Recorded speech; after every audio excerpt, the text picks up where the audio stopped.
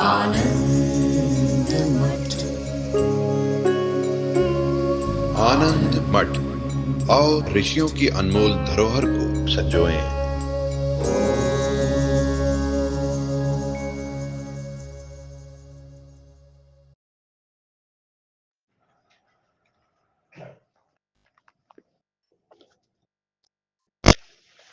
वेदांत चिंतन की परंपरा में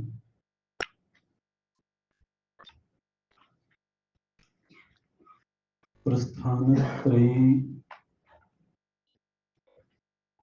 को मुख्य साधन माना जाता है आत्मबोध की प्राप्ति में। अनादिकाल से सत्य की खोज करना मानवीय बुद्धि का एक प्रधान कार्य रहा है।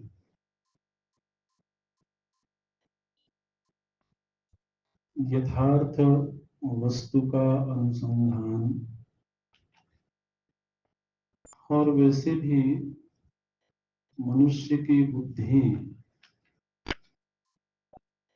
की सबसे बड़ी उपयोगिता कारण के अनुसंधान में है।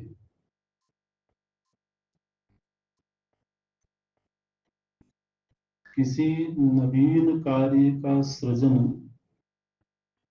ये उसका दूसरा कार्य है।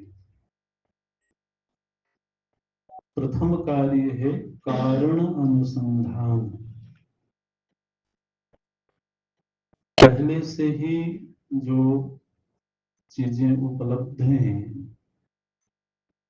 उनका कारण क्या है।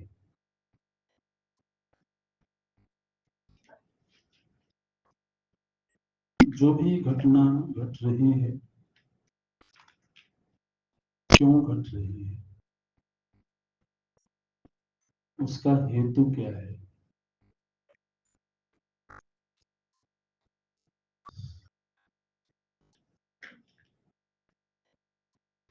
जब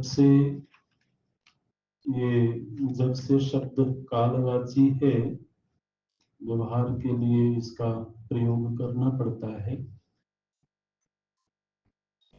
तो जब से मानव का सृजन हुआ, वह केवल आहार निद्रा भय मैथुन इतने ही कार्यों की सिद्धि के लिए नहीं हुआ। ये नैसर्गिक है, प्रत्येक प्राणी को स्वभावतः प्राप्त है। लेकिन इस सृष्टि में मानव एक विशिष्ट सृजन है, और बल्कि शास्त्रों का अध्ययन करके तो ऐसा समझ में आता है कि इस सृष्टि में मानव अन्य प्राणियों की तरह ही एक प्राणी है, ऐसा नहीं, बल्कि मानव की वजह से ही सृष्टि है। शास्त्रों का अनुशीलन करने से ये रहस्य दिखाई देता है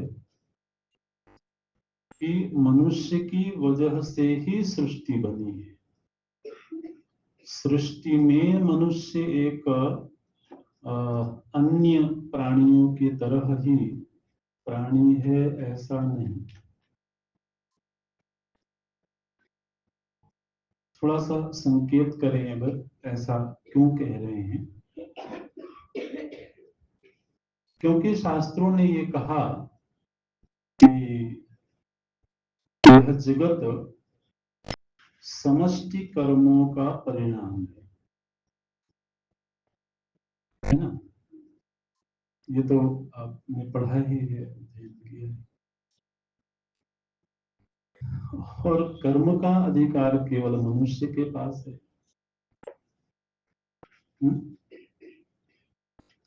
तो मनुष्य रहते हुए प्राणी ने कर्म किया होगा। मनुष्येतर जितनी भी योनियां हैं वो सब तो केवल भोग योनि है। कर्म के लिए अधिकृत केवल मनुष्य है। तो इसलिए चाहे वो व्यष्टि कर्म हो या समष्टि कर्म हो, उस कर्म को संपादित किसने किया होगा? मनुष्य ने ही किया होगा। और उन्हीं कर्मों से समष्टि का सृजन होता है। इसलिए जगत में मनुष्य बना, इससे कहीं ज्यादा उचित वक्तव्य ये होगा कि मनुष्य ने सृष्टि बनाया या मनुष्य की वजह से सृष्टि हुई। हमारी जो शास्त्रीय चिंतन प्रणाली है उसके अनुसार आधुनिक विज्ञान चिंतन के आधार पर तो सृष्टि की यात्रा में अनेक सोपानों के बाद मनुष्य एक नवीन सृजन है, ये आधुनिक चिंतन पद्धति है। लेकिन जो वैदिक चिंतन पद्धति है वो अलग है। मानव प्रथम सृजन है, क्योंकि मनुष्य बनेगा जीव तो वो कर्म करेगा, और कर्म करेगा तब अन्य भोग योनियों की प्राप्ति होगी। तो अगर जीव को देवता भी बनना है तो उसके पहले भी उसे मनुष्य बनना होगा। मनुष्य बन करके पुण्य कर्मों का संचय करेगा तब देव बनेगा।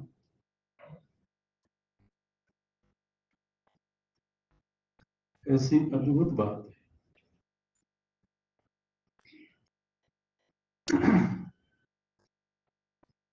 तो मनुष्य की बुद्धि का एक बहुत बड़ा कार्य रहा है प्राचीन काल से, कारण का अनुसंधान करना।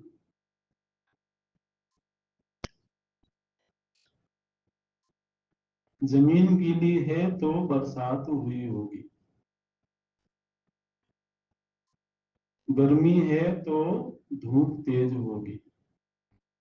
जो भी घटना घट रही है, और आज भी मनुष्य के पास जितना भी चिंतन है जीवन के किसी भी क्षेत्र से संबंधित, वो सारा का सारा चिंतन कारण अनुसंधान पर ही आश्रित है। शरीर में एक पीड़ा हुई तो खोज हुई कि ये पीड़ा क्यों हुई, ठीक है। तो इस रोग की वजह से पीड़ा हुई, रोग का अनुसंधान हुआ। ये रोग क्यों हुआ, जिस वजह से रोग हुआ उस वजह के निवारण के लिए औषधि का अनुसंधान।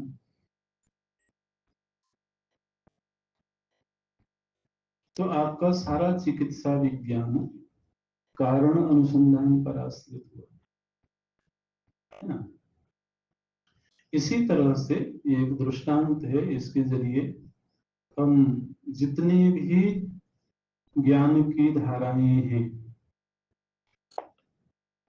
चाहे वो भौतिक विज्ञान हो, रसायन विज्ञान हो, मानव समाज को सुव्यवस्थित किन वजहों से किया जा सकता है, किन हेतुओं से किया जा सकता है, मानवीय प्रकृति के पीछे का रहस्य क्या है, इस सृष्टि के पीछे का रहस्य क्या है, वनस्पतियों के इस रूप का रहस्य क्या है,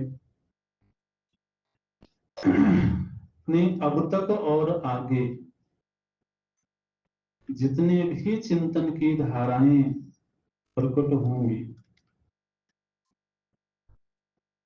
उनमें एक क्षेत्र अवश्य शामिल रहेगा, और वो है कारण का अनुसंधान। इसी कारण के अनुसंधान के अंतिम सोपान में आता है सत्य की खोज।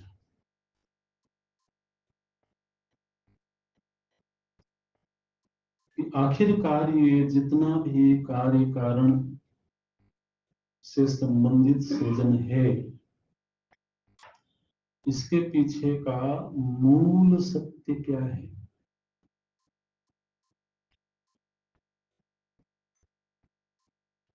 तो सत्य की खोज करना ये मनुष्य की बुद्धि का एक बड़ा ही दिव्य कर्तव्य अथवा कार्य रहा है। अब इस अनुसंधान को लोग आमतौर पर दर्शन के क्षेत्र में रख देते हैं कि अगर कोई सत्य की खोज कर रहा है तो माने वो दार्शनिक जगत का कोई व्यक्ति है, वो दर्शन के क्षेत्र में। लेकिन आखिर तो जिसको हम आज विज्ञान कह रहे हैं, वह भी किसी न किसी मूल धातु की ही खोज में लगा हुआ है। उसको सत्य नाम दें या न दें, ये एक अलग बात है, लेकिन खोज तो ऐसी ही है।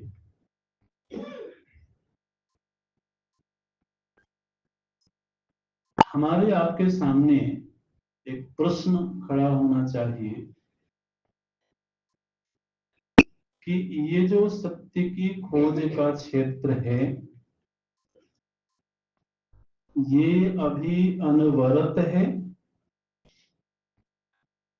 माने अभी गतिशील है, या ये खोज संपन्न हो चुका है।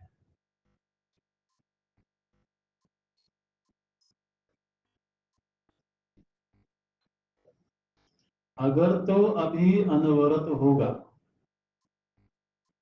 इसका मतलब है कि अब तक नहीं खोजा गया होगा,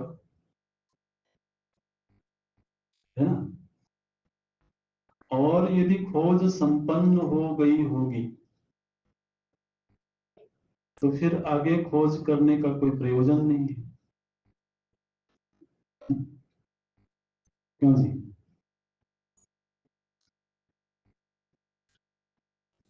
क्या लगता है आपको?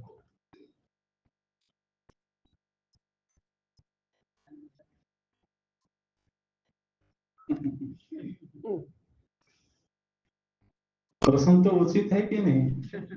उचित है। अच्छा,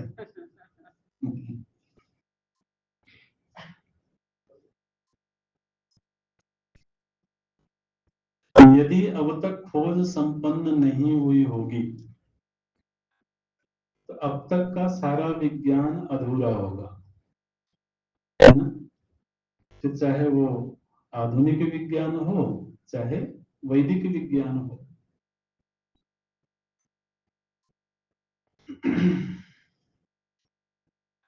और यदि ये माना जाए कि अब तक खोज जारी है, तो आज के दिन तक कोई भी व्यक्ति इस सृष्टि में सिद्ध नहीं हुआ होगा, है ना। क्योंकि सिद्ध उसी को बोला जाता है जिसने साध्य को प्राप्त कर लिया। और मानव की बुद्धि का मुख्य साध्य सत्य ही है।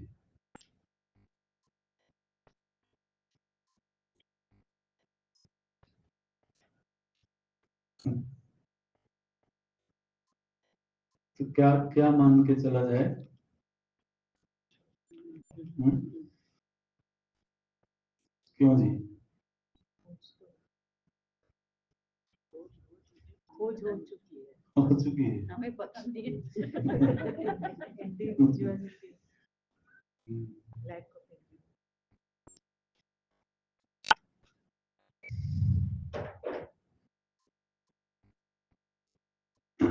आचार्यों का, ऋषियों का अनादिकाल से लेकर के आज के दिन तक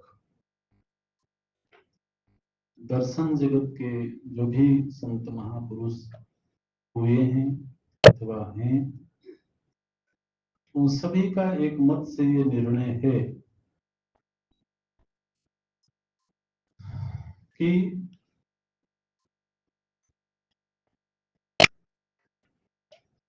सृष्टि जिस दिन बनी हुई होगी उसी दिन सत्य की खोज हो गई होगी।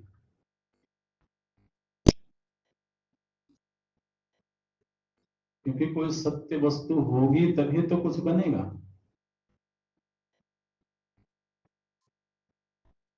बोले किसी चीज का होना अलग बात है और उसका खोजना अलग बात है, पता लगना अलग बात है।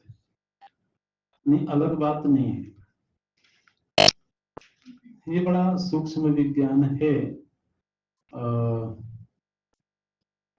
धीरे धीरे करके हम लोग चर्चा करेंगे। पदार्थ और पदार्थ का ज्ञान अभी हम बोल रहे हैं, आप अपने ध्यान में ले लीजिएगा। धीरे धीरे मनन होगा तो कुछ समझ में आएगा। पदार्थ और पदार्थ का ज्ञान ये दोनों समकाल में उत्पन्न होते हैं।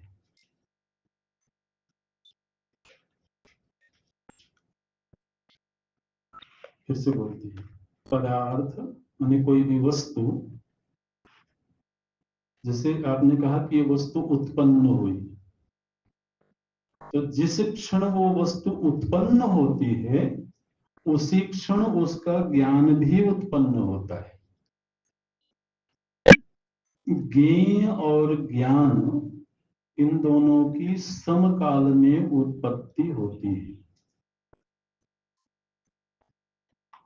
ठीक है, अभी ज्यादा समझ में नहीं आएगा लेकिन आप इसको ग्रहण कर लीजिएगा, फिर मंथन होगा तो समझ में आएगा। आचार्यों ने कहा न सोस्ति प्रत्ययो लोके यत् शब्दानुगमाद ऋते। कोई भी वस्तु है उसका होना तभी सिद्ध होगा जब वो वृत्ति का विषय बने। ये वस्तु है, किसी की वृत्ति का विषय बना तब उसका होना सिद्ध हुआ। तो आचार्यों ने कहा कि जिस क्षण उस वस्तु के अस्तित्व की वृत्ति बनती है उसी क्षण उस वस्तु का ज्ञान प्रकट होता है।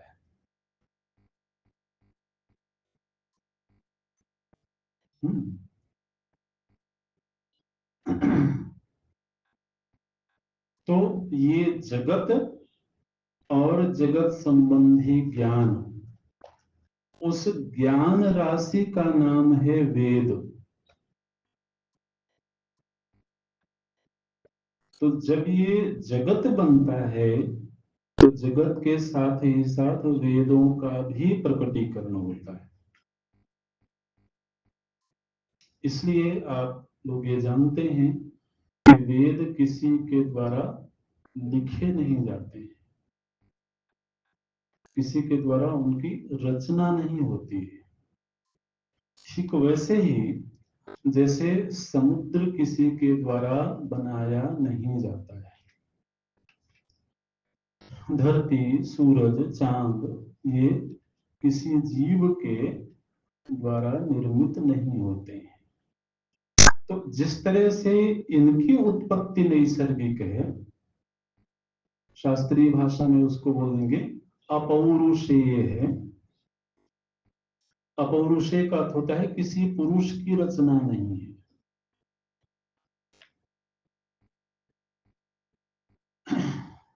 तो चंद्रमा किसी पुरुष की रचना नहीं है, धरती किसी पुरुष की रचना नहीं है, तो ये अपौरुषीय सृजन है। तो जिस तरह से ये जगत अपौरुषीय है, इसी तरह से इस जगत से संबंधित जो ज्ञान है वह ज्ञान राशि भी अपौरुषीय है। यहां तक कि हमारी जो वैदिक चिंतन प्रणाली है वो ये नहीं कहती है कि ईश्वर ने इस सृष्टि को बनाया, नहीं, और ये भी नहीं कहती है कि ईश्वर ने वेद को बनाया।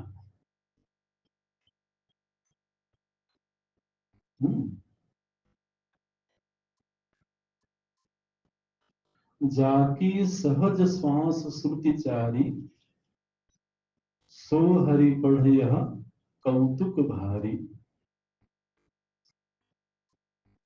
यस्य निःश्वसितो वेदा, वेद में ही ये मंत्र आया कि ये वेद क्या है, बोले उस परम पुरुष के निश्वास हैं। यस्य निःश्वसितो वेदा, आप जानते हैं कि जो हमारी श्वास चल रही है, इस श्वास को हम बनाते नहीं है, ये सहज ही प्रवहमान है। तो इसी तरह से वेद परमात्मा के श्वास की तरह से, ऐसे तो फिर ये निश्चय हुआ कि वेद वह ज्ञान राशि है जो इस सृष्टि के रहस्य को भी बताती है और सृष्टि के सत्य को भी बताती है, उसको वेद कहते हैं। वेदों के प्रति भी हम लोगों की समझ बड़ी अधूरी है ना।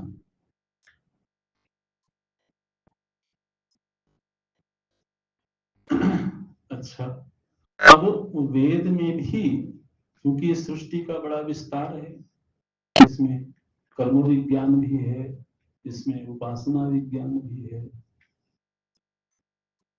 इसमें सत्य के अनुसंधान की विद्या भी है। तो कर्म और उपासना तो ये सृष्टि से संबंधित विद्याएं हैं, और ज्ञान सृष्टि के मूल सत्य से संबंधित विज्ञान है। वेद में ही फिर दो हिस्से कर लेने चाहिए, एक कर्म संबंधी, जिसको दर्शन की भाषा में पूर्व मीमांसा बोलते हैं, है ना। जो पूर्व मीमांसा है वो सृष्टि से संबंधित है, और वेद का ही दूसरा हिस्सा है जो सृष्टि के तत्व से संबंधित है। सृष्टि का मूल तत्व क्या है उसको बोलते हैं उत्तर मीमांसा। दर्शन की भाषा में उत्तर मीमांसा बोलेंगे, लोक व्यवहार में उसी को वेदांत बोलते हैं, ठीक है ना। तो वेदांत माने इसका सीधा सा अर्थ हुआ कि इस सृष्टि के मूल सत्य के खोज से संबंधित विज्ञान, और वह खोज ऑन गोइंग नहीं है, वो संपन्न हो चुकी है, ऐसे। अच्छा, अब ये जो वेदांत शब्द है यह ग्रंथ से संबंधित है। तो ग्रंथों में फिर एक एक समुच्चय बनाया गया, उसको बोलते हैं प्रस्थान त्रयी। प्रस्थान त्रयी, प्रस्थान त्रयी का अर्थ है उपनिषद, गीता और ब्रह्म सूत्र। श्रुति प्रस्थान, स्मृति प्रस्थान और सूत्र प्रस्थान। तो ऐसा माना जाता है कि अगर किसी को इस मार्ग पर चलना है, जिज्ञासु है, तो उसे प्रस्थानत्रयी का आश्रय लेना चाहिए, प्रस्थानत्रयी का अध्ययन करना चाहिए। इसका तात्पर्य ये नहीं है कि किसी को भी सत्य का तब तक ज्ञान नहीं होगा जब तक वह प्रस्थानत्रयी का अध्ययन ना कर ले, ऐसा इसका तात्पर्य नहीं है ना। वो तो एक ग्रंथ के आश्रय से भी सिद्धि हो सकती है, लेकिन सभी जिज्ञासुओं में वो अधिकारिता नहीं होती है, वो योग्यता नहीं होती है। तो इन शास्त्रों के अध्ययन से योग्यता का भी विस्तार होता है और चिंतन में भी प्रखरता आती है। अब प्रस्थानत्रयी एक तरह का शास्त्र है, ठीक है। अच्छा, शास्त्र का अर्थ क्या है?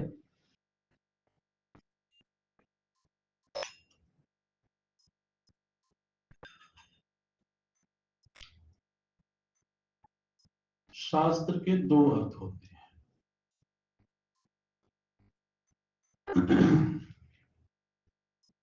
एक अर्थ होता है शासन करना, अनुशासन संबंधी शास्त्र, अनुशासन संबंधी विचार। और दूसरा अर्थ होता है शमसन करना, शमसन करना माने खोज करना।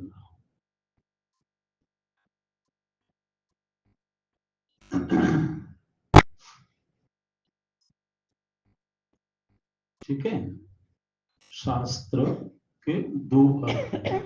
एक है शासन करना, शासन करना का मतलब है कि हमको निर्देश देना, तुमको ये करना चाहिए, ये नहीं करना चाहिए। इसमें विधि हो, निषेध हो।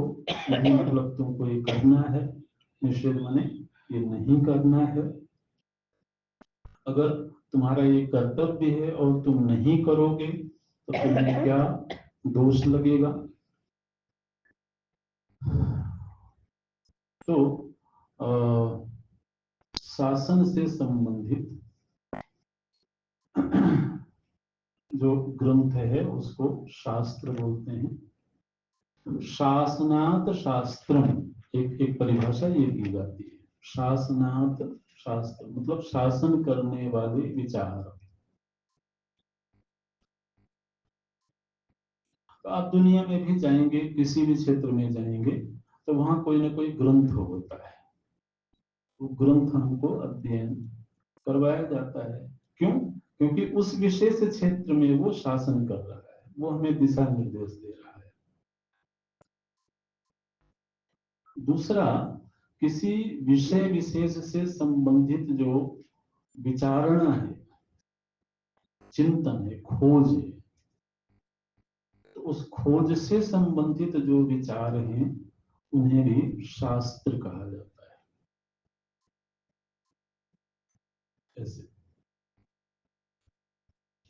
तो जैसे भक्ति शास्त्र है ना, वेदांत शास्त्र है,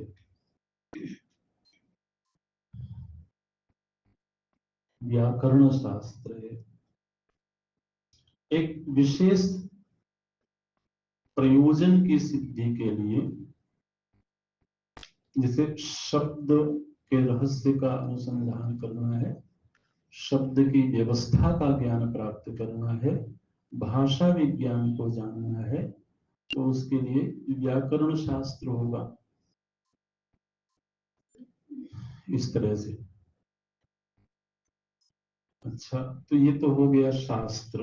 तो वेदांत एक शास्त्र है जिसमें कि उपनिषद भी शास्त्र हैं, भगवत गीता भी शास्त्र है और ब्रह्म सूत्र भी शास्त्र है। अब वो जो शास्त्र होता है, उस शास्त्र के किसी एक विषय का चुनाव किया जाए जैसे वेदांत शास्त्र है, तो वेदांत में क्या विषय होंगे, उसमें अधिकारी की बात भी बताई जाएगी, है ना। फिर उसमें पंचभूत की बातें भी होंगी, उसमें कर्म की बातें भी होंगी, उसमें पंचकोश की भी बात होगी, अवस्थात्रय की भी बात होगी, तो उसके बहुत सारे विषय होंगे, है ना। मम पदार्थ का अनुसंधान है, तत्पदार्थ का अनुसंधान है, तदैक्य है, विरोध परिहार है, इस तरह से फल है आदि। तो बहुत सारे उसके अवान्तर विषय होते हैं। अब उन अवान्तर विषयों में से किसी एक विषय का चुनाव करके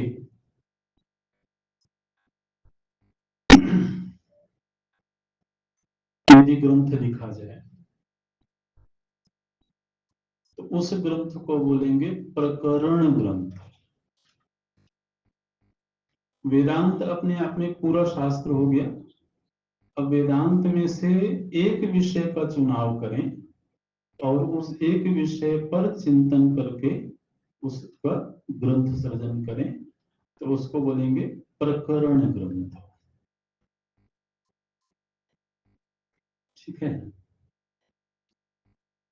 शास्त्रैक देश संबद्ध शास्त्र कार्यांतरे स्थित आहु प्रकरणम नाम ग्रंथ भेद विपस्थिता। इन सब की परिभाषाएं हैं। शास्त्र के किसी एक देश से संबंधित, एक विषय से संबंधित विषय का चयन करके फिर उस पर चिंतन करना। अभी जो पंचदशी है ये प्रकरण ग्रंथ है, ये पूरा शास्त्र नहीं है, प्रकरण ग्रंथ है। लेकिन प्रकरण ग्रंथ सुन करके आपको ये मत समझना कि अच्छा ये कोई प्रारंभिक बात होगी या कोई हल्का ग्रंथ होगा, इस तरह से नहीं।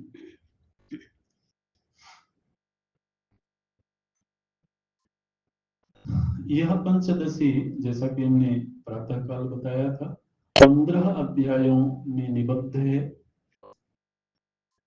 15 अध्यायों को भी तीन श्रेणियों में रखा गया है, तीन उसके हिस्से किए गए हैं। 5 अध्यायों के तीन भाग बनाए गए हैं। मैंने जब स्वामी विद्यारण्य जी ने इस ग्रंथ का सृजन किया होगा तो जिस तरह से उन्होंने विषयों को प्रस्तुत किया, तो उन विषयों के प्रकृति को देखते हुए आचार्यों ने ये सोचा कि इसमें मोटे तौर पर तीन विभाग हैं। तो जो प्रथम 5 अध्याय हैं वो विवेक प्रकरण है, उसमें विवेक होगा। फिर मध्य के जो 5 अध्याय हैं वो दीप प्रकरण है, दीप प्रकरण। और अंत के 5 अध्याय आनंद प्रकरण।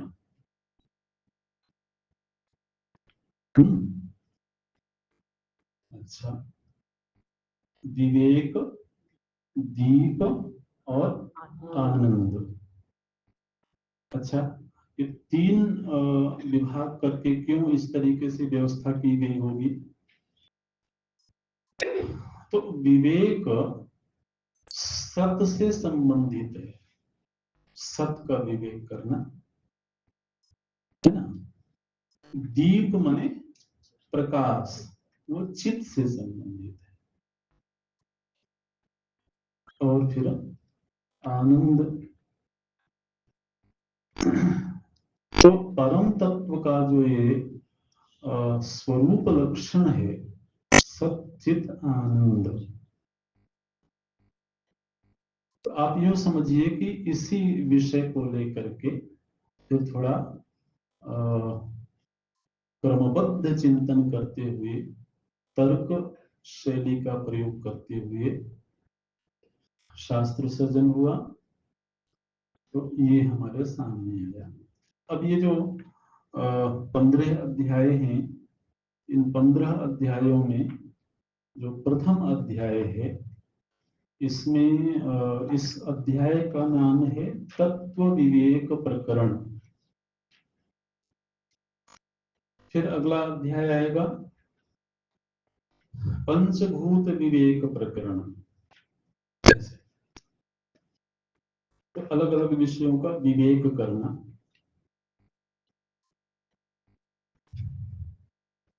इस ग्रंथ के जो रचनाकार हैं पूज्य विद्यारण्य स्वामी जी, वो आप थोड़ा सा इस नाम से परिचित होंगे। बहुत ही आदरणीय ये नाम है श्री विद्यारण्य स्वामी जी का। आज से कोई 800 साल पहले या 1000 वर्ष पहले उनका काल था। इतिहास हमेशा ही थोड़ा संदिग्ध रहता है, उसके काल गणना का निश्चय कभी भी होता नहीं है, लेकिन ऐसा प्राचीन प्रमाणों के आधार पर यह तय किया जाता है कि 800-900 वर्ष पहले हुए हैं श्री विद्यारण्य स्वामी जी। संन्यास परंपरा में आने से पहले वो एक आचार्य के रूप में प्रतिष्ठित थे और श्री माधवाचार्य करके उनका नाम था। दक्षिण में विजयनगरम प्राचीन काल में एक बहुत ही समृद्ध और प्रसिद्ध नगर था, विजयनगरम करके। वह जो विजयनगरम है उसकी स्थापना और उसका निर्माण वो मुख्य रूप से माधवाचार्य जी के द्वारा ही संपन्न हुआ।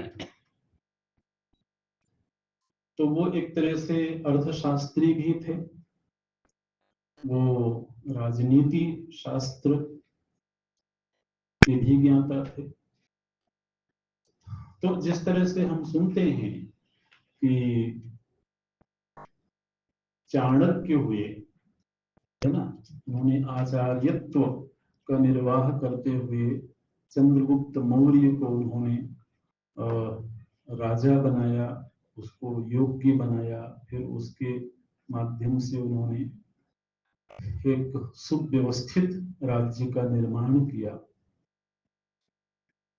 तो ठीक इसी तरह से लगभग ऐसा ही चरित्र श्री माधवाचार्य जी का भी दिखाई देता है। तो उन्होंने एक उम्र तक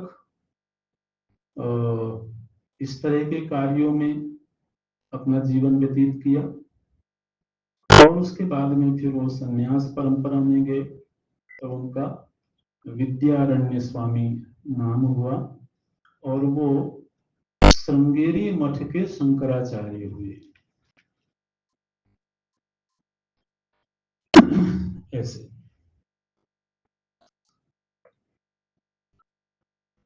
अनेक ग्रंथों का उन्होंने सृजन किया, जिनमें से कि वर्तमान में ज्यादा प्रचलित एक तो दृग्दृश्य विवेक है, उन्हीं का सृजन है। फिर ये पंचदशी है और गुरुकुलों में आचार्यों के द्वारा इन ग्रंथों का पठन पाठन होता है और बड़े आदर के साथ में होता है। तो उन्हीं के अनुग्रह से हम लोग इस ग्रंथ का अध्ययन करने जा रहे हैं।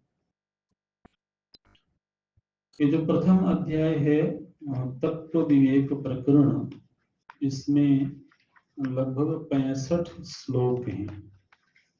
आपके पास ग्रंथ है, आप बाद में देख लीजिएगा। प्रथम के जो 2 श्लोक हैं ये मंगलाचरण के रूप में ही हम एक बार इनका पाठ करते हैं, आप दोहराइएगा।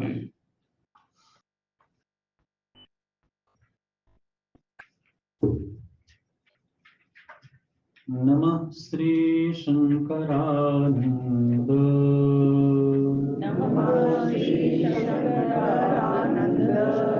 गुरुपादाम्बुजन्मने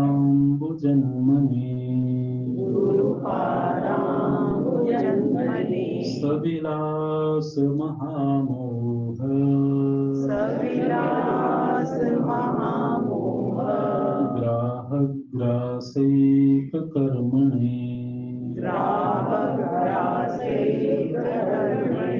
तत्पादाम्बुरुहद्वन्द्व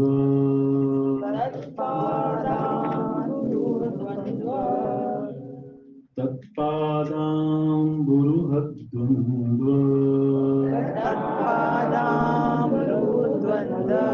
सेवा निर्मलचेतसाम् सुखबोधाय तत्त्वस्य विवेकोऽयं विधीयते नमः श्री शङ्करानन्द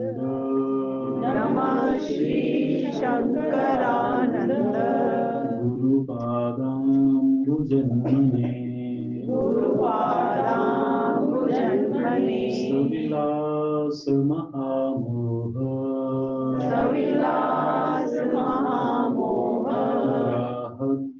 ग्राहग्रासैक कर्मणे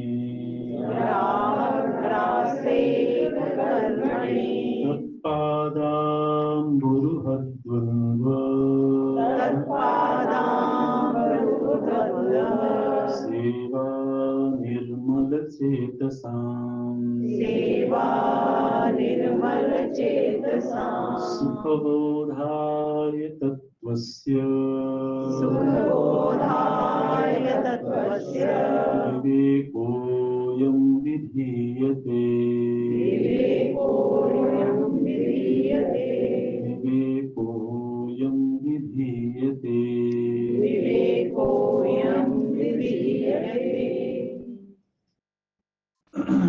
सभी रचनाकारों और सभी आचार्यों की ये प्रकृति है, वो ग्रंथ रचना से पूर्व मंगलाचरण करते हैं। मंगलाचरण माने शुभ आचरण, कुछ ऐसा करना जो मांगलिक हो। जैसे जब हम बोलना आरंभ करते हैं तो शुरू में कुछ ऐसा बोलना जो मांगलिक हो। तो वाणी का आचरण, देखिए शास्त्र वाणी की अभिव्यक्ति है। आप समझते हैं ना कि जो हमारे भीतर विचार चल रहे हैं वो विचार वाणी का ही एक रूप है। हम किसी न किसी भाषा में ही विचार कर रहे होते हैं ना, तो वहां एक भाषा का प्रवाह चल रहा होता है, कुछ सोच रहे होते हैं तो मन ही मन एक विचार चल रहा है, मतलब वो एक मानस वाणी है, वहां कुछ हम बोल रहे हैं। तो वही मानस में जो वाणी प्रकट होती है उसी को लेखनीबद्ध कर दिया गया तो वो शास्त्र बन गया। तो वस्तुतः वाणी शास्त्र वाणी की ही अभिव्यक्ति है। इसलिए शास्त्र को माता सरस्वती से जोड़ा जाता है ना, और सरस्वती वाणी की देवी है।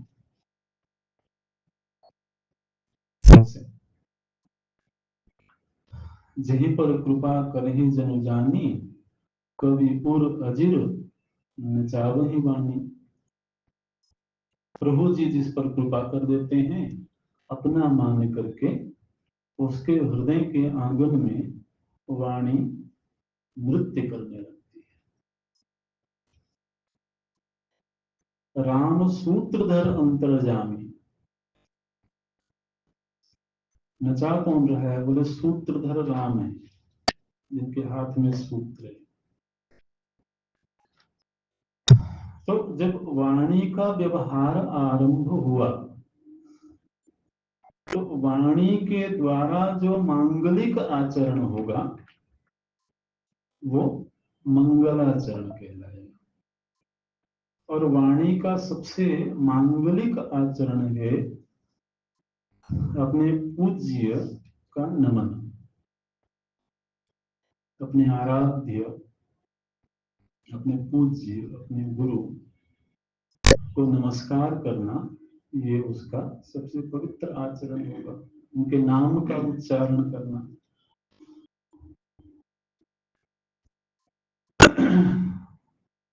तो इसलिए मंगलाचरण जो शुरू के श्लोकों को बोला जाता है, तो उसका रहस्य ये है।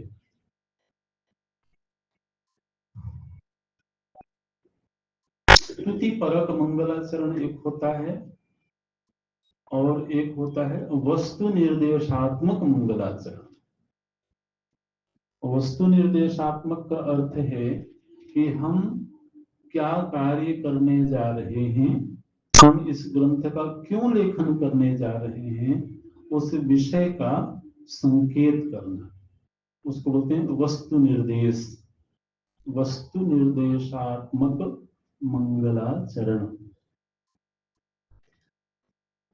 तो इन आरंभ के 2 श्लोकों में आचार्य मंगलाचरण करते हैं। देखिए, बोलते हैं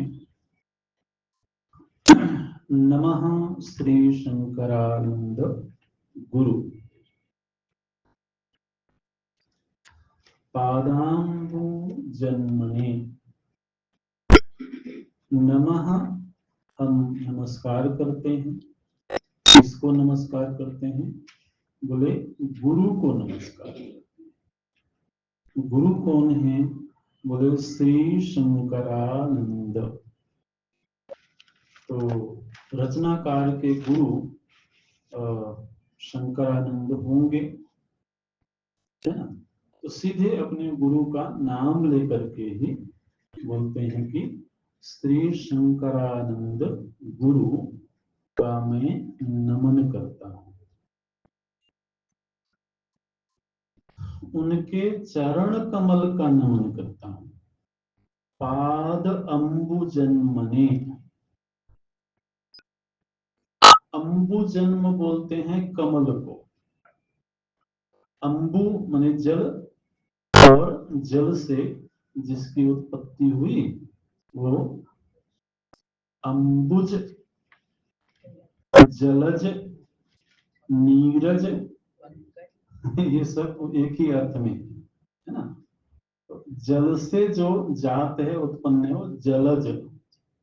पंक से जो जन्म हुआ पंकज, ऐसे नीरज। इसी तरह से अंबुज। तो अंबुज मने हुआ कमल। तो क्या आप कमल को नमन कर रहे हैं? बोले नहीं, पाद अंबुजन मने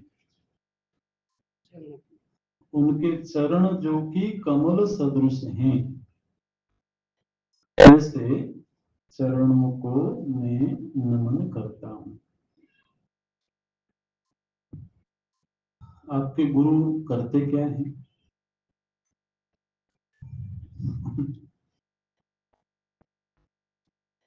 उनमें ऐसी कौन सी विशेषता है कि वो वंदनीय हो गए, प्रणम्य हो गए?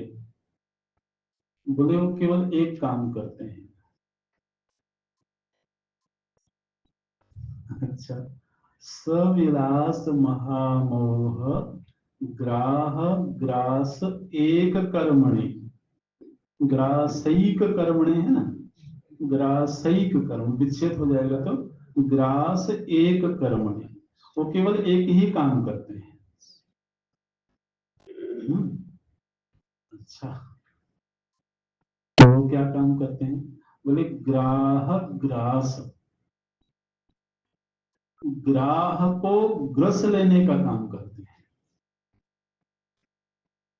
आमतौर पर ग्राह का काम होता है दूसरों को ग्रसना, लेकिन वो जो हमारे गुरु हैं वो ग्राह को ही ग्रस लेते हैं। अच्छा, ये तो बड़ा बड़ा हिंसक कार्य दिखाई देता है। ग्राह को ही ग्रस लिए। तो बोलते हैं कि जिस ग्राह ने मुझे ग्रस रखा था, उस ग्राह को उन्होंने ग्रस लिया।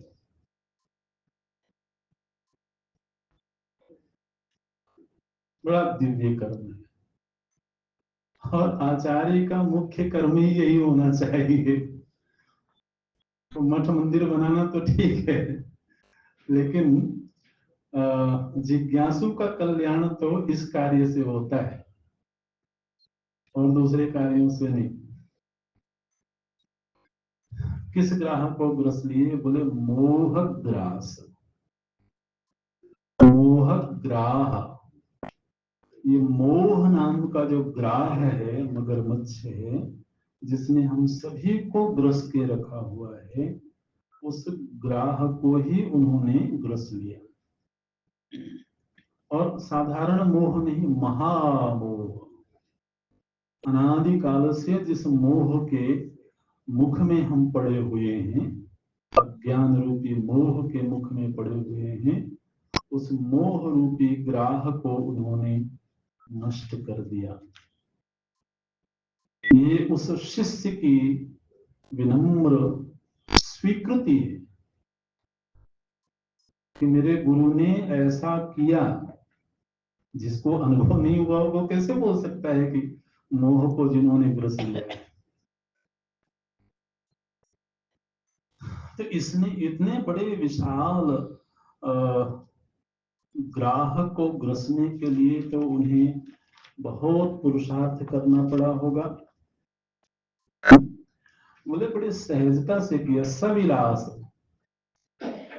शब्द है ना, स्वरूप सविलास, बड़े विलास के साथ, उन्हें बड़े आनंद के साथ। सविलास, अब वो शब्द को आप देखेंगे खुल जाएगा, है ना। सविलास उन्हें बड़ी सहजता से, हंसी खुशी से। सविलास महामोह ग्राह, एक शब्द। महामोह रूपी जो ग्राह था, उस ग्राह को ग्रस लेने का एकमात्र कार्य जिन गुरु ने किया, ग्राहक ग्रासैक कर्मणे तस्मै नमः, उन गुरु को मैं नमन करता हूं। असल में तो इस अध्यात्म की जीवन यात्रा में यूं तो गुरु से हमको बहुत कुछ मिलता है ना। भुक्ति मुक्ति प्रदाता च, ये कहा जाता है। तो हमें भोग भी प्रदान करते हैं और मुक्ति भी प्रदान करते हैं। लेकिन असल तो गुरु शिष्य के बीच जो रिश्ता है, उस रिश्ते का मुख्य प्रयोजन ही अज्ञान की निवृत्ति है। वो हमारे जीवन में कृपा करके सुविधाओं का विस्तार कर दें, वो संबंधों को ठीक कर दें, व्यवहारिक चीजों को व्यवस्थित कर दें। वो कोई बहुत बड़ा कार्य नहीं समझना चाहिए। अभी बात अलग है कि कोई अभी वही मजबूर है तो ठीक है, वो चाहता है कि कृपा मिले, लेकिन उन सबसे बड़ी जो चाहत होनी चाहिए एक शिष्य के मन में, वो मोह की निवृत्ति, अज्ञानांधकार की निवृत्ति। तो श्री विद्यारण्य स्वामी इस बात को स्वीकार करते हैं कि मेरे गुरु ने ऐसा किया। ऐसे गुरु के चरण कमलों में मैं नमन करता हूं। तो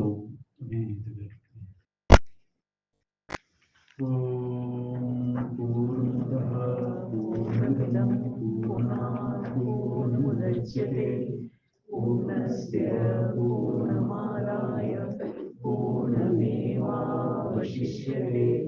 ॐ शान्ति शान्ति शान्तिः। हरि ओम।